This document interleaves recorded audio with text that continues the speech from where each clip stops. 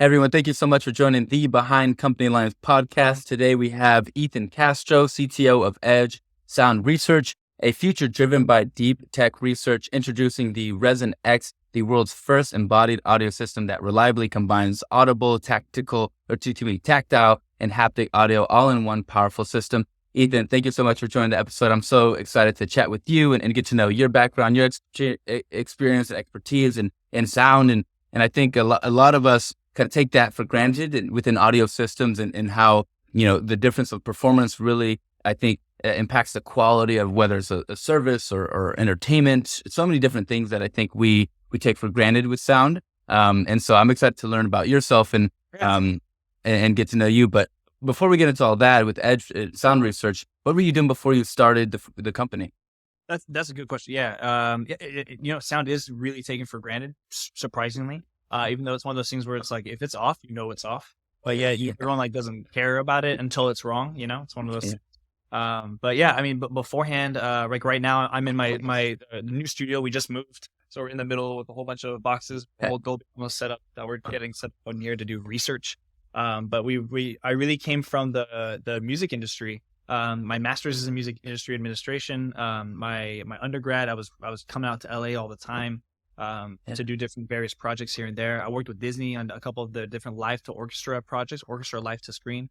So I've done a little bit of everything. I used to work in a video lab. And so because I had video and the sound engineering background, I did a lot of weird AV stuff. And then I was real technical. So I was really in a bunch of studios and a bunch of different capacities.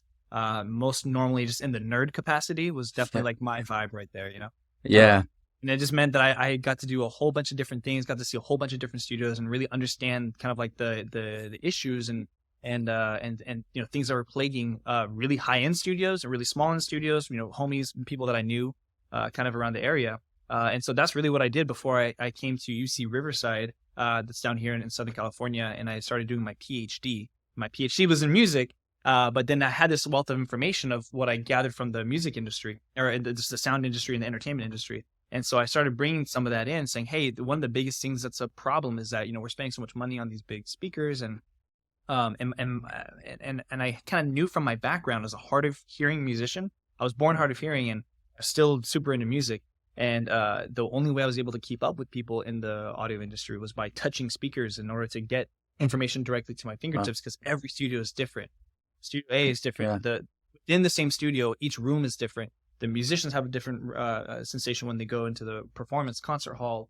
Everything was always different. So I brought that kind of idea to the university to research. How am I able to hear hear everything correctly when I have a deficiency? And then is that something that other people can take advantage of? And so the impetus of Edge Sound Research really came from my disability and then the research of trying to figure out, is there a more direct path to be able to understand sound, from A to Z? And so that's kind of where it started.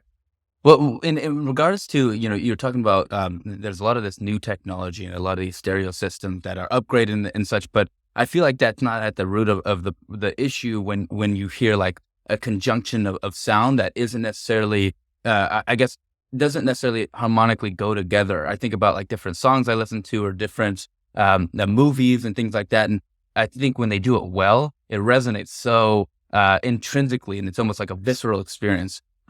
Describe that function with, So describe to me what you consider as someone an expert in sound when you're, say, developing sound in whether it's audio and music or movie or any other medium. What are you considering, and where are people kind of missing when they don't do it well? That's an excellent question, because it was like how we were saying before, people don't recognize audio until it's done poorly. But then also on the flip side is that because we kind of just said, okay, audio is this, and we're kind of done with it. I think that leaves a lot on the table. If you think of audio if you think of sound just as audio, you leave a lot on the table. Think about what sound is, what music is, what everything that involves this auditory experience. It's literally a composition of vibrations. I define music as a series of vibrations that come together and coalesce and disperse against each other, and that hits you in a specific way that gets you that feeling of hey, I like this when it all comes together. I like it when the song hits at that one spot. I like the way these instruments sound together. Your favorite bands, your favorite musicians are probably exploiting that essence of your body and trying to exacerbate all the senses that they can possibly grab. When you go to their shows of your favorite artists, they're not there just kind of sitting on stage doing whatever they're doing. They have all this stuff that's trying to hit you at the same time because they want to give you that experience of getting this idea across to you as much as possible. And so when we backtrack that a little bit, even with Dolby Atmos and what everything's trying to do is it's inherently kind of limited. It's really cool in the sense that you can now have a little bit more democratized aspect of spatial, but ultimately by restricting the fact that it's trying to shoot that sound to your ears and your ears only, it means that you're missing kind of this other aspect of information that you can get across to a listener. For example, I want to recreate a car crash right in front of me, right? And hopefully you've had the misfortune of being right there next to a car crash. It's terrifying. But at the same time, you're there in a car crash. You can tell there's a shock wave that hits you. There's glass around. There's these things that happen. There's all these aspects of it. And your senses are putting together and saying there's a event that's happening. There's a lot of energy coming out of it. And there's all these details that are a part of it. And so if you try to capture that with the microphone can only capture so much of that information. It's an overload for the microphone, right? But if we were to take that same information and try to compensate with it by adding all the other elements and reconstruct that event, not just the recording of it, but actually reconstruct the event, then there's a better chance that we can make you believe that that event is actually happening in front of you, even though it's not. Yeah.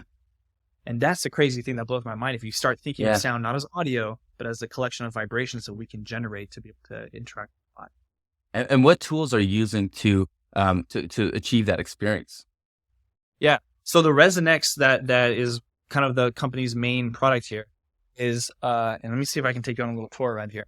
The Resonex itself is able to turn any infrastructure into that sound experience so that way we can access both the audible and the physical sensations. So for example, right here, we have this table that our illustrious designer, Vincent, he designed this table to be able to take advantage of the opportunity that we can deliver all the physical and audible vibrations at the same time. So that little puck that's right there in the middle can actually shake this whole table. And if you're touching it or if there's water inside of it, you can actually see every single physical vibration and it can feel it. And because of the technology that we have on the back of it, because of the knowledge, know-how that we have of understanding every single vibration, we can actually make this feel like different textures. So this table will feel soft. This table will feel hard and jagged. This table will feel like there's wind blowing against it, there's water in it, without the water in it. And then when you see the water in it, you can actually see the representations of the waves in there. And it goes beyond that. If we can attach it into any sort of infrastructure, just like this couch over here, we actually turn the whole couch into that same experience. So as you're sitting down in your living room, just kind of thinking of saying one or two things as like a speaker, it's more like you're living in this new environment that if your sound designer, if your audio engineer can take advantage of these things, can actually transport you to a completely different environment. Yeah. Somewhere on Mars, perhaps, you know? That's so fascinating. And it's so interesting. I was talking to another founder about how a lot of us are craving such new and unique experiences and experiences that make whatever we're involved in seem unique and or not even unique, but memorable. And memory, as we know, is incorporating a lot of different senses.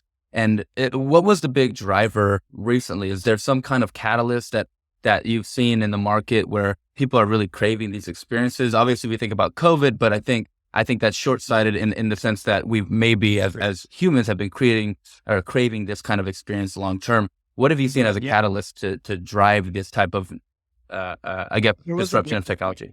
Yeah, for sure. There was a breaking point. The breaking point was overstimulation. And at the point where the internet, where access became so easy, think about this, right? When you were growing up, having access to your favorite song was a little harder than it was today to be able to say like, hey, I want to get that experience before that. I'm crazy. Fucking yeah, LimeWire.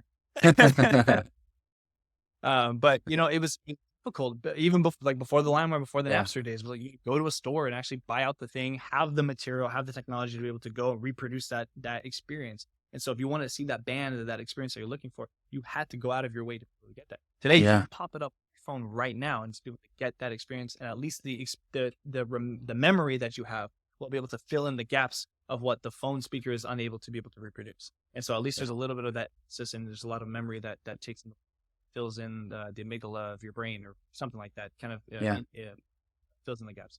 But the overstimulation, we're all overstimulated. And I think the COVID era, 100% showed that.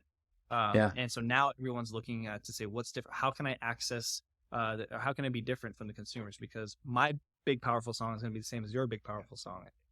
Right. So Right. it's a difference between that, you know. It's fascinating with the influx of just content overall, how much I think a lot of people are becoming very conscious of the fact that things are either too similar or not dissimilar enough to be really unique, or there's some methodologies that actually work, but within that framework you can be very creative. But regarding Resin X and showing the technology, and thinking about technology and software, what are some of the challenges of building not only software, but also having it communicate with technology, and having that relationship actually give you the outputs you want? More so, we talk to a lot of software companies in particular, but having a marriage between software and hardware is difficult to manage. And even to that previous point about even going through COVID, imagine trying to build a hardware startup through COVID. I'm like, hey man, come over here and tune this thing. No, I can't, because you might kill me. Yeah. All right. So then, can I do it myself?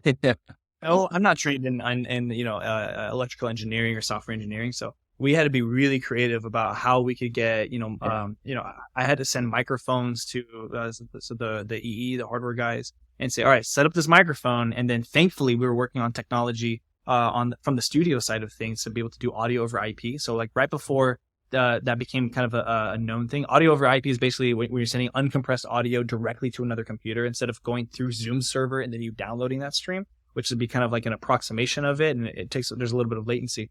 But we were working on a software with Stanford called Jacktrip that would able to do like computer to computer direct stream, almost like you're file sharing, but the file was streaming and it was whatever audio you're sending into it.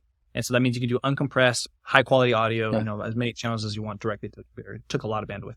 But thankfully we were already, well into that realm, and there's other new technologies that were being developed in the middle of COVID. So that was one way that we were able to leverage whatever we could. And it was free with research, right? So we were able to use that research to be able to say, all right, you're going to set up your thing over there. I'm going to be over here with my headphones on my computer and try to see if I can recreate that experience by touching a speaker and having it in my head. And it was just such a crazy experience trying to build a hardware startup with no money over COVID. And try to explain that to investors, and they say, well, that sounds real interesting. Can I try it? We're like, well, obviously no. No, not yet. And just go with it. And so it was really tough to try to convince or try to find some other reference point for people to do that. And even for our own team, because half of our team didn't even get to try it out before they started developing tools for it. And having the software component was a whole other ecosystem than the hardware component. And boy, I'm glad there's organizations like yours that can actually grab developers and be able to have them all work on something like that. We're working with a group in Mexico from Morelia, a university over there, who was working with us on some of the audio over IP stuff. And but how could they know what it's going to end up at? Because the sound signal will always change via the hardware component of it. So if they don't have the hardware, you can't work on the software back then. Yeah. What's been, seeing your background and experience, obviously within audio and being very much on the technical side, and then on the research side, what's been, do you view, I guess, this progression of your entrepreneurial career as an evolution or just a necessity based on the need that you're seeing in the market? Damn. I don't think anyone's ever asked me that. I haven't had a chance to even consider that. I guess it depends on how you look at it. Because as a PhD student, you're kind of told, do your research, find out your thing, write about your thing, and then basically go teach the bulk of things, right? So in my case, music is, learn, do my Bach chorales, write your counterpoint, which is like the very bare bones, the stuff that, Bach and Mozart and them were doing back in the day. It's like, learn how to write like that. So that way you can go teach it elsewhere. And then, then have your little niche thing that you like to look at. And so my thing was already coming in as like a music producer and like pop music. And then seeing this as a need was like, okay, there's obviously a necessary thing here. And honestly, it was just for me looking at it from what I needed in the music studio. And I had no foresight that this could be used for anywhere else, let alone the sports stadiums that we're in, let alone the whole gaming industry that seems to be craving it, and all these other simulations in the metaverse stuff. Not even thinking of that. I was just saying, hey, I need help in the studio, and I wanted to research what the mechanism behind it is. I didn't think I would solve it. I didn't think I'd find a solution or an answer to it. But and so that kind of happened at a happenstance. But focusing on it, I think would be the trick of saying that, I kind of left the studio. I'm still in the studio, but I kind of handed that off to some of the proteges and some of the very talented students that are around here. Yeah. So I can focus on it, because I know this is going to be a bigger need that's going to impact more people, and it probably needs more of the attention at the moment. And I think it's fascinating. I've always been kind of engineering mind growing up, but I've always been pulled to the music. So to have something that kind of together, it's just like, that's the answer, you know? Yeah. I feel like, Yeah, no, it's awesome to see, founders, and I think most founders have a similar experience, which is finding something that not only they're good at, but that is so intrinsically motivating because of the need that they find, that it takes, it really allows them to give in that effort and take, have the founder experience, which is hours. You don't know when they're going to end, or diving into problems and projects that you don't have expertise in and figuring stuff out. And so, I guess what's been enjoyable for you to learn, or what did you not consider that you would have to learn as a founder that you then had to be maybe introduced to or overcome as maybe a function of being a founder? Yeah, I mean, coming from the music background, I definitely was not expecting to be a CTO, a technical person, and also what that means in startup world is very different than what it might have meant in yesteryear. Like being the CTO of like a big company, it was like, oh, you are kind of technical-ish and you just oversee the ideas and strategies, but not necessarily like, like, do you know how to do everything and can you solve the problem for other people? Because at startup mode, you're one of 3 people in the field who is going to be able to actually address whatever challenge comes up into it. And so basically, not overnight, but like over a couple of months, I had to basically get like a bachelor's degree of EE and software engineering, and also audio specific, technology engineering and all this other stuff that was very highly technical, which I was loving, because it was all the background and the mechanisms of all the tools that we were using. So that was something that I was not expecting to have to jump up to so quickly. And then it turns out once you get big enough and you have enough engineers and stuff, then you don't do any of that stuff anymore. So I have all this information that I was like, hey, this is really cool. And I know how to hack stuff together, but I don't know how to make it well. And then everyone else is making it well, and I'm just used with this like useless information. But that's also, that's one specific role, like VP of engineering or whatever. But on the business side too, it's like, even though I'm responsible for making the technology work, making sure that there's a plan, making sure that basically what we're doing today is going to impact tens of millions of hundreds of millions of people down the road. But also today, like I got to manage, the business. I got to make sure that this place is paid for, utilities are paid for, it, everyone's paid for, all of our, benefits are there. It's operational things that, you don't think about, or people that aren't founders don't necessarily have that mindset of like, hey, I got to sustain today so that way I can change the world tomorrow. Definitely like a humility balancing. Yeah. What were you not good at that you're better at now as a founder? Apparently, I've learned through this process that I might have a little bit of ADHD that comes along with Tourette syndrome that I have. It's pretty evident. I think when you can probably talk a lot to this too, but when you get to the point where you're, nose to the grindstone, any little any little issue that you have becomes magnified so great. You're under so much stress, right? And you're under so much, deadlines, timelines, and you got to deliver tomorrow or else. And if you have any sort of, deficiency, you have to let your team know what's going on so that way they can help you, or else then you fail. And you all get in a spot that you can't get out of, right? Yeah. No, I mean, I've talked to a few founders who just describe the process of like not only delegating responsibility, but being extremely transparent, because the more your team knows and the more you lean on. One founder actually yesterday, I think, was chatting about how, one thing he learned better at, or he's better at after the third startup, is leaning on people and letting them take on some of the load. Even though, I'm sure you probably would say the same thing. It's like, you're somebody that probably sees a problem, you want to do it yourself, you want to fix it. Yeah, exactly. You can't be perfect. You can't let perfect be the enemy of good, right? So if you're working on futuristic technology, you have we have the vision of like, this is what it could be. Could be that, right? But no one's even experienced this yet. So taking that ego and saying, I want people to experience, but I have to settle for letting them experience this for the time. And it's still going to blow their minds, but we're always working, 4 or 5 years, 10 years in advance. And so it's always one of those gut-wrenching moments where you're like, okay, I have to let it go. How do you give a compelling message to a technology that people may not understand now? It is so tough. The reason why I think the sports stadiums has been a blessing is because that's a major touch point. People are already going. People are already going and expecting a great experience. And so the fact that we can go to places like that, like sports stadiums, or as well as bars and clubs and places that people are looking for an experience, and to just kind of call it, it's an easy partnership because we are the kind of like we are the experienced people. We can take whatever experience and be able to elevate it. So we can say, hey, bars and clubs, put us on the dance floor, put us on the seats, put us in the lounge area or whatever. And, the whole thing just sings to the people. And then you can either lower the volume in the places.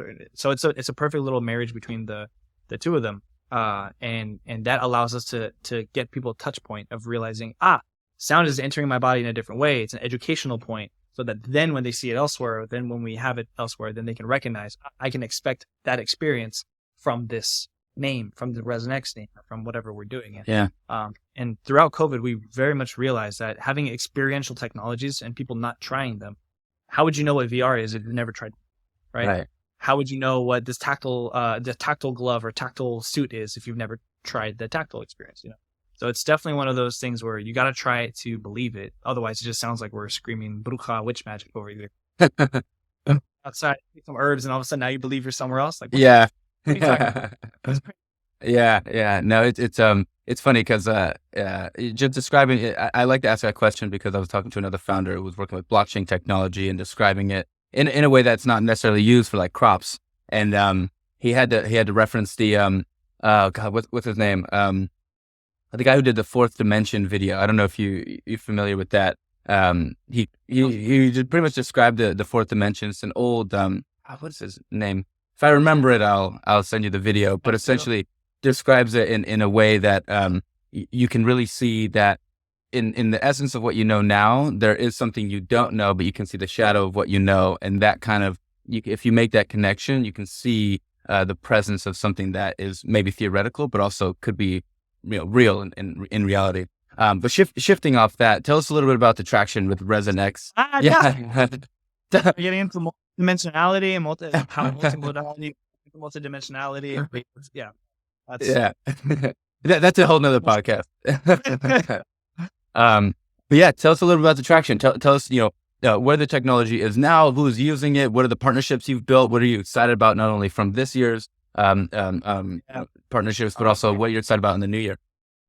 Yeah, I mean, I guess like in all what's it called, like startup modes, it's just the hockey stick starts taking off, and I think we're just around that corner right now, which is a little scary because I'm like almost done with my dissertation. And I'm like trying to finish.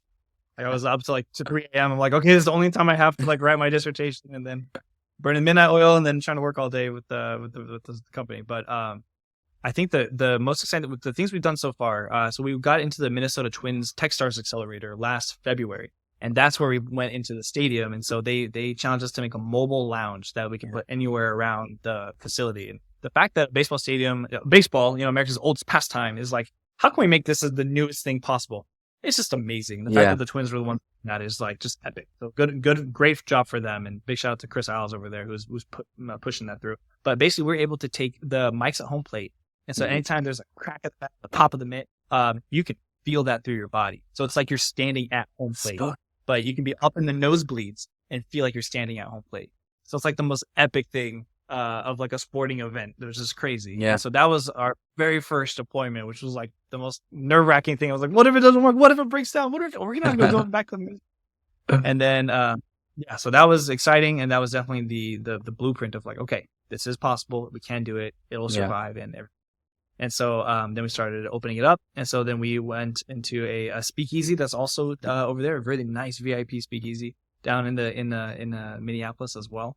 Beautiful place, beautiful food. It's a sushi bar on top. It's just the best sushi, like out of all the whole Midwest. I guess it flown in everywhere. So good. And then downstairs, incredible speakeasy where the volume is low, but everybody gets that club feel when they're sitting down. And the fact that it's vibration vibrates the whole floor. So that was our deployment to see how we can work on that side of it. And we learned a lot from that deployment. And so now we've got a few new deployments now coming up.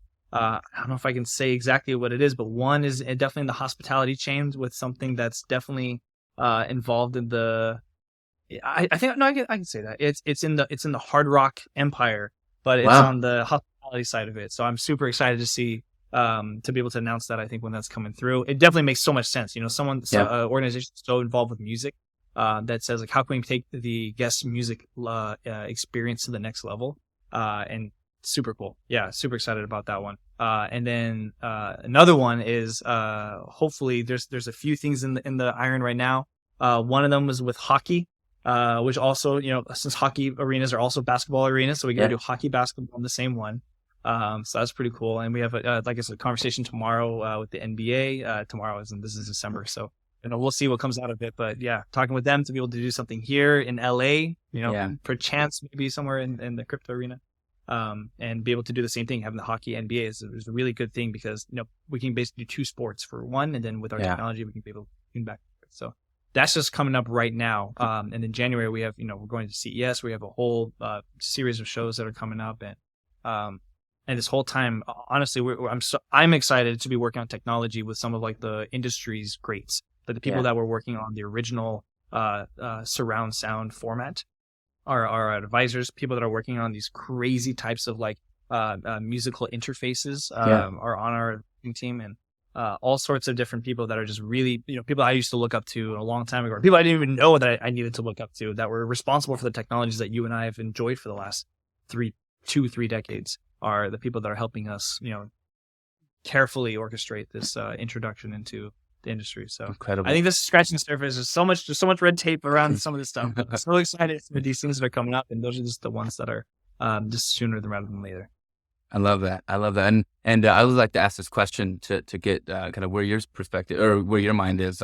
What are some of the biggest challenges that ResonX or even Edge faces as a company overall? Some of the biggest risks that you face today. Yeah, that's a good point. Probably one of the less known things about startups, and I'm sure you can talk to this a million times over, and I'm sure you have. I think I've heard it from a couple other startup conversations you've had, but like, people don't know how tough it is. People don't know. Yeah. You see from the outside, you're like, wow, look at your traction. That's awesome. You've done these great things. It's like, yeah, but those are the peaks. Yeah. There's value in this too, and it's tough and it's rough, and it's grueling hours every day. You're not getting along every day necessarily. You're competing ideas of stuff. There's limited resources, limited time, limited people, limited effort that you can do in order to hit these peaks. And you kind of have to orchestrate this like chordal harmony together from the business side to the product side to the technical side to all come together to hit that stuff. And it takes a lot of effort to orchestrate those jumps, and it can take a toll on people. And and obviously people don't know this, but we had to reschedule this call because we had one of those situations come up where the team was just so worn down to the bone where some people. We break basically, and so we have to prepare and carry each other through, and we have to step in for each other, and so it's really tough. It's a really tough time just on the logistics of making these things happen. But and then on top of that, it doesn't help that we're in the recession time of it. All the investors are suddenly saying, "Yeah, you're right. This is not a great time for us to." It's like, hold on, guys, don't forget, yes, you don't make any money.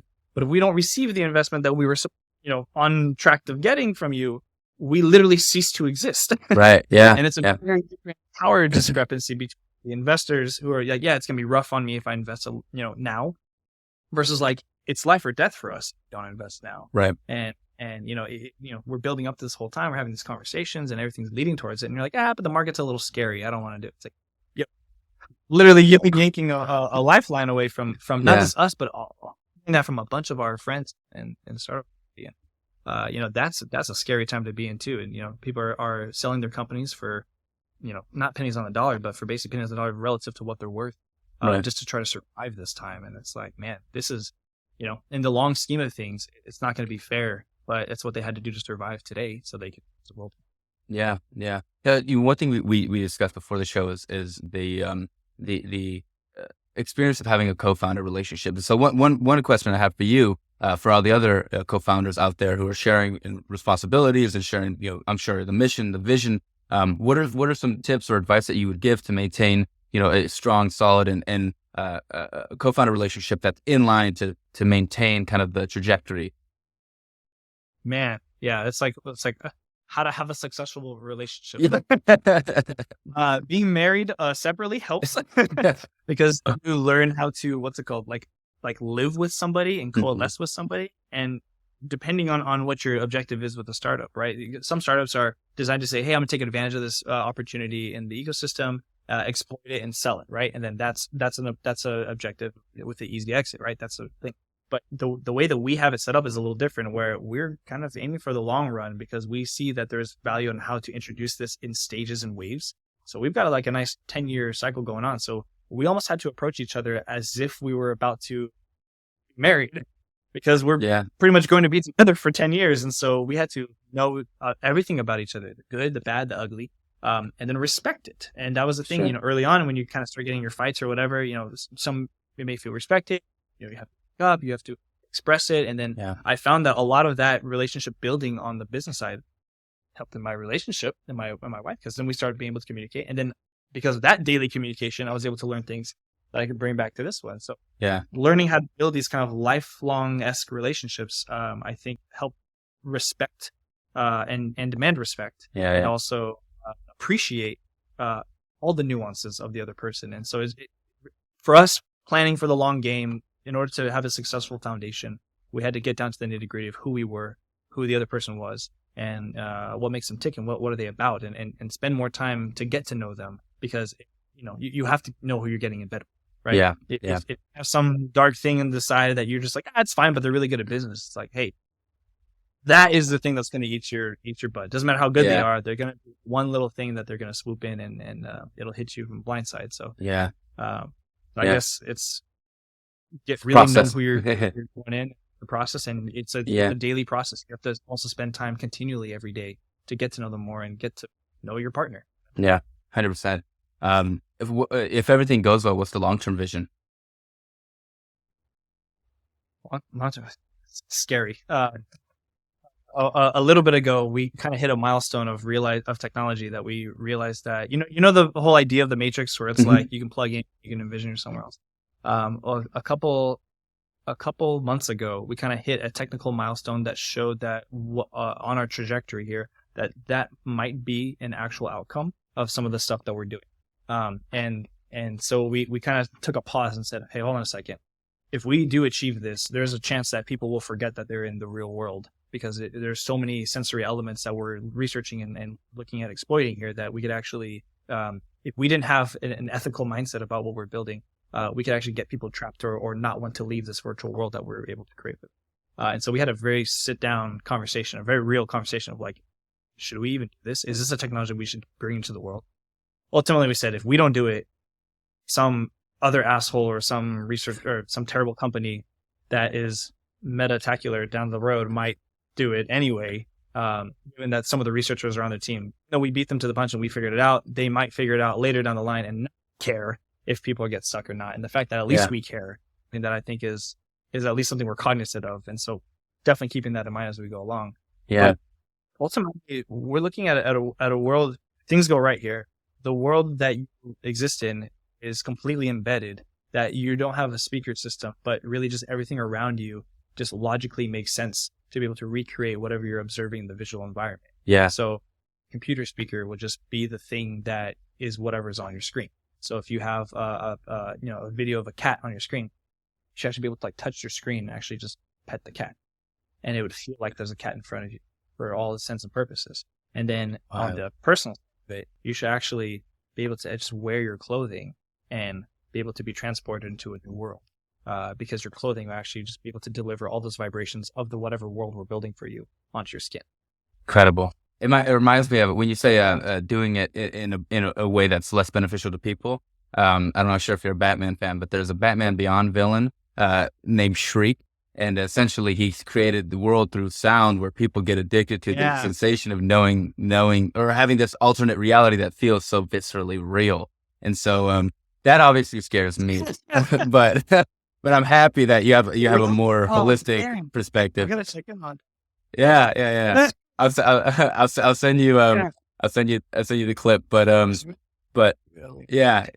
know we're coming up to the end of the episode, and I always like to ask this question for my audience research purposes, but my own, whether it was early in your career or now, what books or people have influenced you the most? This might sound weird. I was a young karate student for a long time, And so less book, more philosophy. I think the one book that kind of wrapped it up a little bit was Zen and the Art of Motorcycle Maintenance, which I think most kids read in kind of high school, which teaches you about the metaphysics of quality, and that kind of opens your mind to be able to ask the questions of what is whatever you're looking for. The thing in that book is like, what is good, right? What is good to you might be different than what is good for me. What is good to a baby might be different from what is good to an adult. And, depending on your perspective, definitions of good is very different. So I think that's a good basis for all of philosophical thoughts in the future that people can kind of grab onto. But honestly, it was, I think the karate sort of like discipline and self kind of goal that is a good complement to going on a philosophical journey, because just like with everything, right? If you go on the philosophical journey, you don't have the discipline and the groundedness to be able to say, what are you learning? How are you going to interpret it? How are you going to apply it to your life? And how do you practice it? Having all that discipline and practice, even as you're going through a philosophical journey of trying to understand the world around you, you could definitely get sidetracked. And, that's what's called the villain versus the hero difference. Yeah. There's definitely an element of having that discipline groundedness, I think, has been instrumental, at least in my understanding of the world. I mean, I've grown up with a couple of disabilities, with the Tourette syndrome, the neurological, and also my hearing loss. I mean, it's very easy to get dissuaded in the world, and the more kind of like, hey, I'm gonna try to improve myself.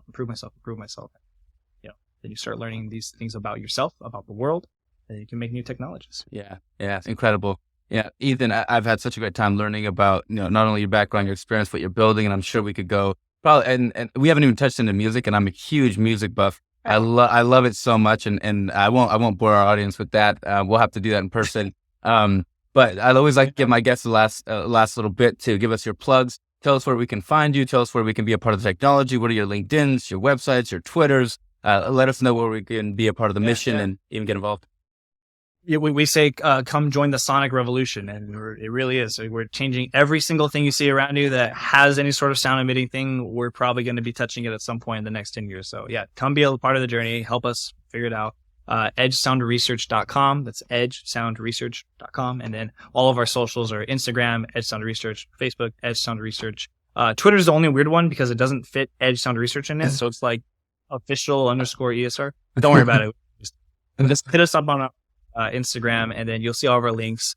We have a Discord that we, also still have a very active studio side in. So when people are recommending songs to us, we actually can reach out to the artists and then, hey, let's work together on trying to make some sort of, unique experience. And then we can kind of recreate some cool new experiences with these artists around the area and keep making new things for our community. So yeah, tell us how to what you want and what you need, and we're basically building that every day. Incredible, man. Well, I hope you enjoyed yourself, and Ethan, thanks again for being on the show. Super, dude. Thank you so much. Again, you're such a natural interviewer, and I can't wait to connect with you. Let's do it. Yeah.